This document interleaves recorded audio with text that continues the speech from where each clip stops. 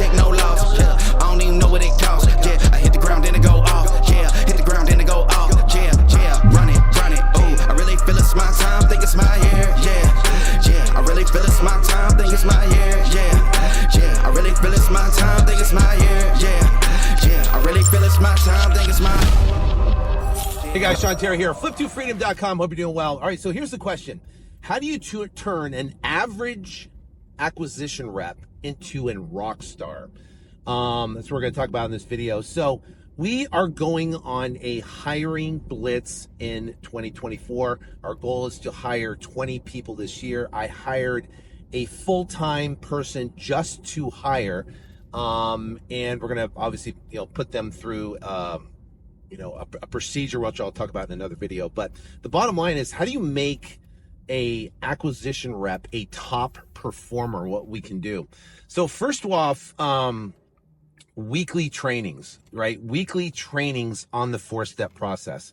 Now, if you ever heard of John Wooden, John Wooden's probably one of the most successful college basketball coaches in history. He's won more games consecutively than any other coach. He coached for UCLA, and what he basically, when he took on this team of athletes, there were top tier athletes, he worked with them on the basics, the process of what we do. So he worked with them on a bounce pass. He worked with them on a chest pass. He worked with them on a free throw. He worked with them, on a pick and roll or whatever. I'm not a basketball guy, but anyway. So the bottom line is he taught them. He even taught them how to put on their socks. So he focused on the process. He didn't focus on the outcome. And because he focused on the process, on executing a specific play and executing what they do on a daily basis, and worked on how well they did what they did, then they won. And they won huge. So the question becomes, how can we apply that with our acquisition reps? Well, first off, we got to do weekly training. First off, we have to have a process they can follow. Now, if you follow, any of my training, we have a 4-step process, that's fairly detailed, that will take someone, a motivated seller, a seller, from point A to point B, right? And it's that 4-step process. We call it a deep dive. It's second step is a set. We're going to set an appointment to get back on the phone. Third thing is we're going to do our due diligence. We're going to kind of underwrite the property. And the 4th step is we're going to get on the phone with them, and we're going to present the offer and close. So those 4 steps. Now there's different steps within those 4 steps. And when you're teaching, we're essentially teaching those 4 steps so they understand the process. Then what we want to do is listen to calls and in an objective way be able to score how well they did each step. So what we've done with our team is we've created essentially a point system that they can get 100 points if they do, everything within the call, right? So the first thing is, build rapport. And that is subjective. So we put on a scale of 1 to 5, how well did someone build rapport? The second thing is, did they verify property information from the seller, right? And that is a yes or no. So that might be 3 points. The next thing is, did they essentially get the first asking price? That's a yes or no. You get an X amount of points for that.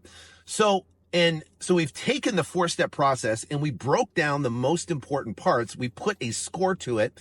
And now when we sit down, we listen to calls, we can score that call and come out with an outcome. Now, what we're doing with each rep, and we're scoring those specific calls, is now we're going to be able to take the scores and graph those scores, and we can see over time how well a rep has actually increased in their ability to execute the 4-step process. Now, I know if they execute the 4-step process methodically, right, and perfectly, they will get a contract, right? They'll get a contract following that 4-step process. The problem is that, when I first started listening to calls, they were all over the course, right? And they weren't executing the 4-step process. So what we did was, okay, listen, well, first off, we got to make sure they know the 4-step process and they know it inside and out.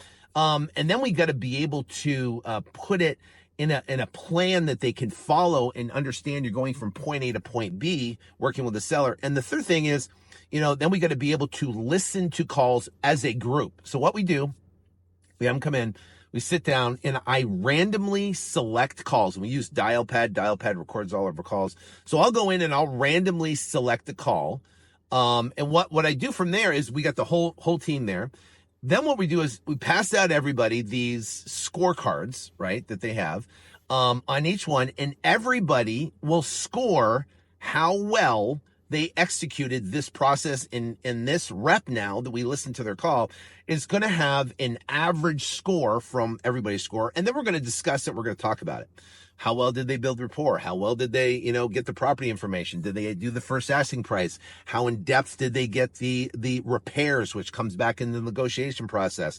How well did they get the second asking price? Did they do it in a way that enabled them to get a lower price, meaning a first asking and a second asking price? Did they set the appointment? Was the appointment set 45 minutes later, an hour later, to get back on the phone with them, to get that offer in front of them? Did they comp the property? Did they use our comp calculator to be able to determine the offer price? If it was outside the calculator, we have a calculator prompt to go get management approval. Did they now present the offer? Did they get back on the phone, bridge the rapport?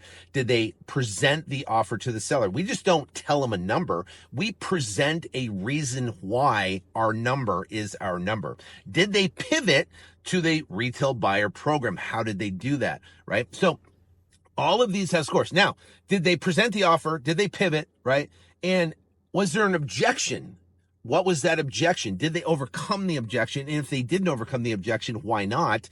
And could we take that objection and learn it? So next time that objection comes up, like I want to think about it, or I have a realtor that's going to look at, I have a friend, I get other offers. All those are objections, and understanding objection, how to overcome that objection in a way, and I call it the objection annihilation method. You actually box the objection, and you're able to come back and take a general objection, like I want to think about it, make it very specific. Maybe it's about the price, which 99% of the time it is, and then you can now work on negotiating the price. The bottom line is that you have an outcome, and the outcome is where you're actually getting the contract signed with the seller, and you get a result, right? So training is incredibly important. Having a process that someone can follow is incredibly important. And then being able to, in an objective manner, be able to score them. So let's say you have a management team, right? And I have Gia and Josh, and they listen to calls. Now they can use this scoring system to be able to, produce a result that we can take now and put it on a graph to see how well they're executing. So what happens if you have a sales rep that's not executing? They're kind of doing their own thing. They're just kind of winging it, right?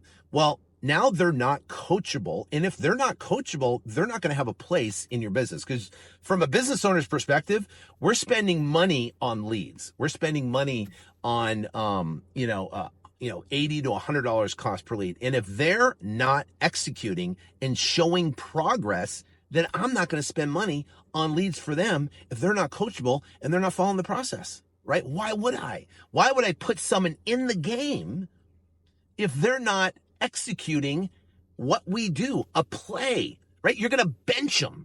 And that's what happens in this particular case. You're going to have to bench somebody until they can follow that process. And once they follow that process, guess what? Then they can get back in the game. So, hope this helps. We're doing a lot of this in 2024, really bringing on more people, bringing into our system, training them, bringing them through, making sure they're coachable, making sure they're following the process, and then randomly selecting calls keeps everybody on their game, on how well they execute. So now they're going to have to execute every single call to the best of their ability. And now we can listen to it and grade it as a company, as a group, which is awesome. So if you do me a favor, if you could like this, share this. Also, too, if you haven't seen the video of the I did a 2024 goal attraction workshop. It was completely in depth. If you want to listen to that, it is off the charts. We had a ton of incredible reviews from it. But go back and look. It was in the live. It's a live I did, a live stream I did. But go back and listen to that. It was awesome. It will be absolutely life-changing. You wouldn't believe all the live comments that came in. Life-changing, life-changing. Oh my gosh, life-changing. So if you really want to change your life, you really are crushing 2024, and you really want to make a difference and an impact, I'd highly suggest you go check that out. If you could like and share this, I'd greatly appreciate it. Hit the subscribe button, and we'll see you soon. God bless. I can't take no loss, yeah. I don't even know what it costs, yeah. I hit the ground, then it go off, yeah. Hit the ground, then it go off, yeah, yeah. Run it, ooh. I really feel it's my time, think it's my year, yeah, yeah. I really feel it's my time, think it's my year, yeah, yeah. I really feel it's my time, think it's my year, yeah, yeah. I really feel it's my time, think it's my